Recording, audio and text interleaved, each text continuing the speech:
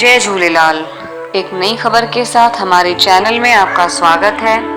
खबर है कि श्री झूलेलाल चालीहा महोत्सव उपलक्ष्य में 31 जुलाई 2019 को श्री झूलेलाल मंदिर शहडोल में भक्ति कार्यक्रम का आयोजन किया गया, जिसमें कटनी की बालक मंडली गोवर्धन भाई, दिलीप भाई के द्वारा भक्ति में कार्यक्रम की प्रस्तुति दी गई। कार्यक्रम की शुरुआत भगवान झूलेलाल की मूर्ति व माला पहनाकर व दीप जलाकर आरती करके की गई।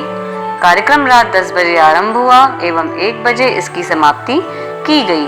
कार्यक्रम में दोनों भाइयों ने भक्ति भरे भजन गाए। इसे सुनकर भक्तजन झूम उठे। कार्यक्रम के आखिर में अरदास की गई, पलव पाया गया एवं प्रसाद वितरण किया गया। कार्यक्रम को सफल बनाने में श्री झूलेलाल सेवा समिति के अध्यक्ष चंदन दास बहरानी, मोहन भाई, किशन पाल मोहन थडानी, नंदलाल मंगलानी, राजकुमार सोधवानी, डॉक्टर मोटवानी, पप्पू लालवानी, लालचंद कुंदनानी, प्रेम भाई एवं समाज के सभी सदस्यों का सहयोग रहा, जिसमें महिला विंग, युवा विंग का भी सहयोग रहा।